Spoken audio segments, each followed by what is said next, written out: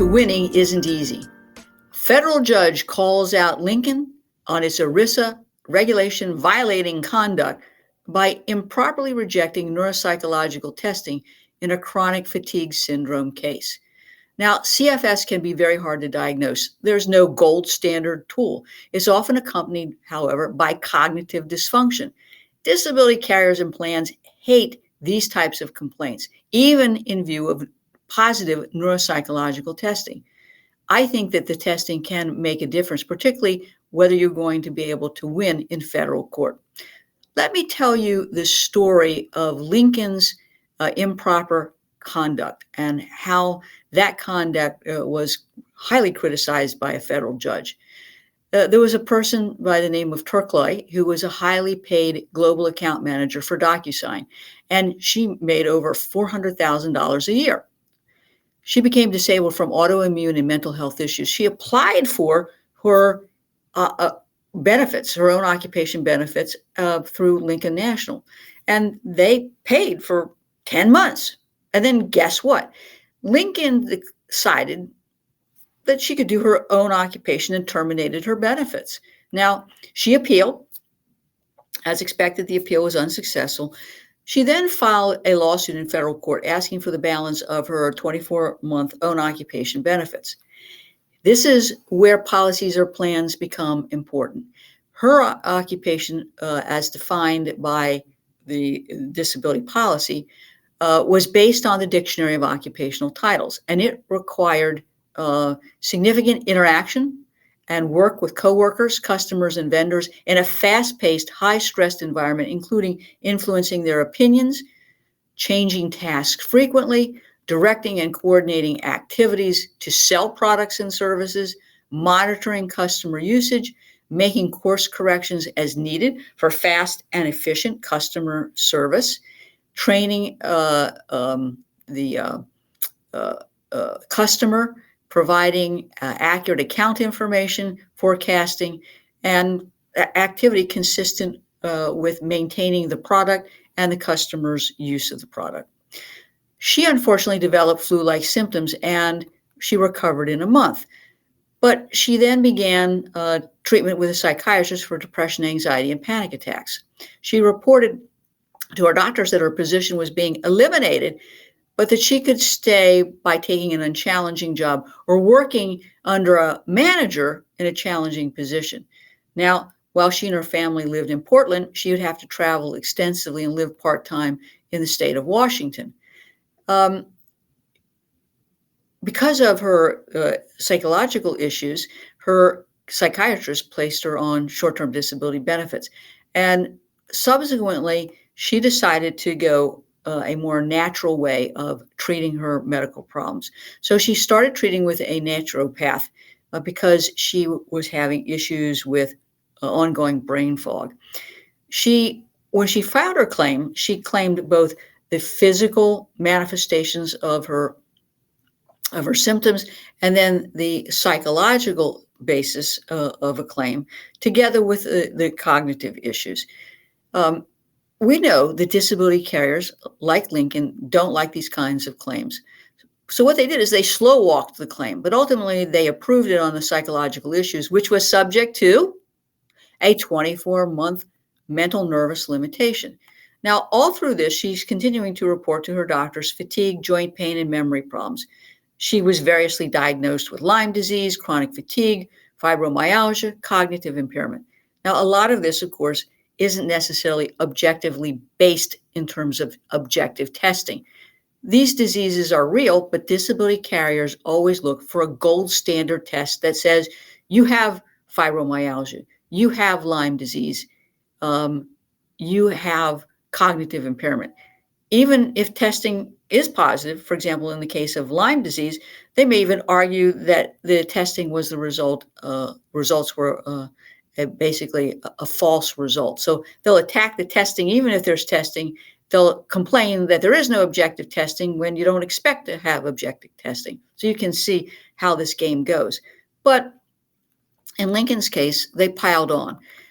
Lincoln questioned her claim, and as always, they conducted surveillance. Now, it showed her attending her son's basketball game for 72 minutes walking 6 minutes to a pizza parlor where she ate for 60 minutes. The next day, the surveillance showed that she drove to Starbucks. She walked 3 minutes to a nail salon and spent 60 minutes having a manicure and a pedicure.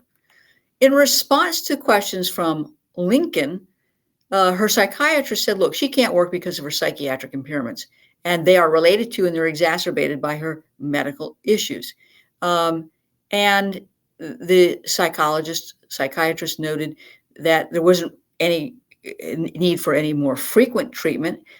She had only had a partial response to increased psychotropic medication, but the doctor didn't recommend any increase in her medication. Now, this would be important because ultimately Lincoln would argue through their peer review doctors that her psychological conditions were not severe enough to render her disabled.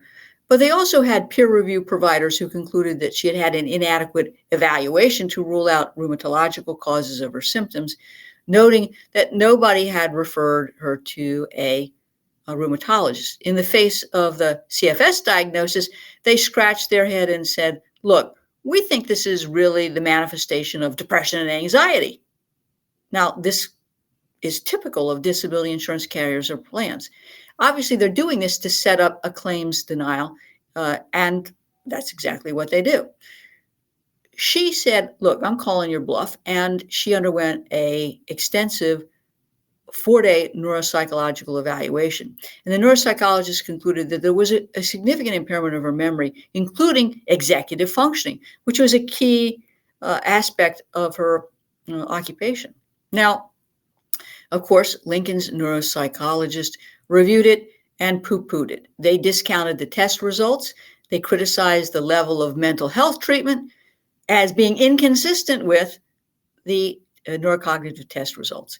They also had her medical records reviewed by an occupational medicine doctor who concluded that she had a plethora of subjective complaints and many diagnoses, many of which were not supported by actual clinical findings. And of course, that's a common comment that we see from liar for hire doctors looking for reasons to deny a claim. Now, her medical providers wrote reports addressing each one of the objections raised by Lincoln's peer review doctors, which were in turn, once again, rejected by Lincoln's peer review providers. Again, this is typical.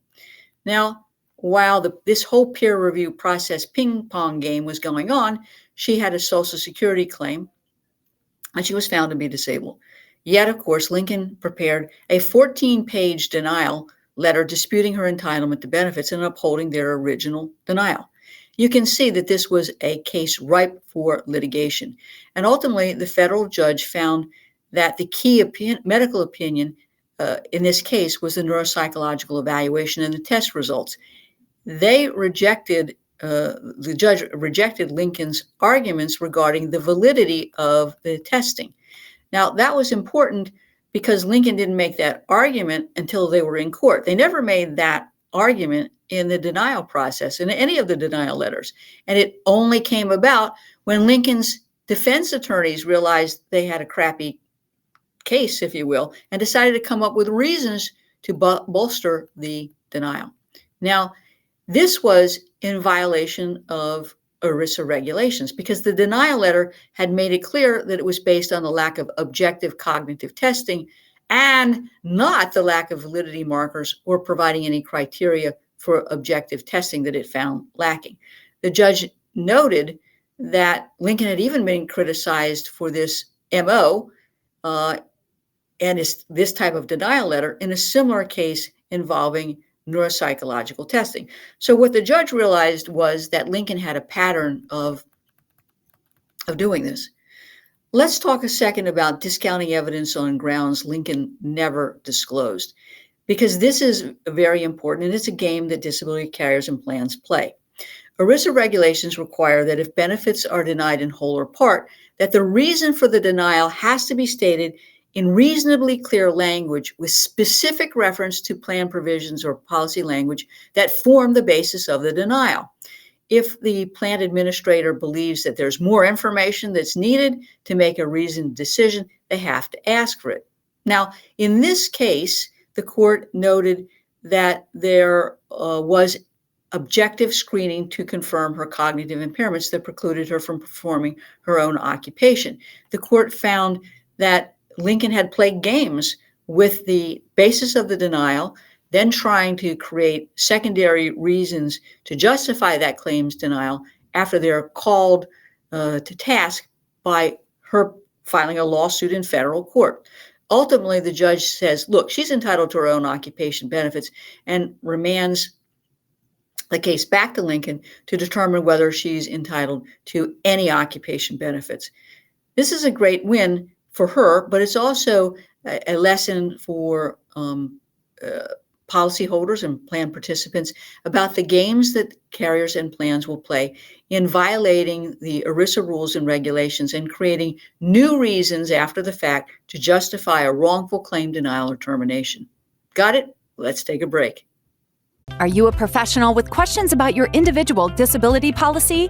You need the Disability Insurance Claim Survival Guide for Professionals. This book gives you a comprehensive understanding of your disability policy, with tips and to-dos regarding your disability application that will assist you in submitting a winning disability application.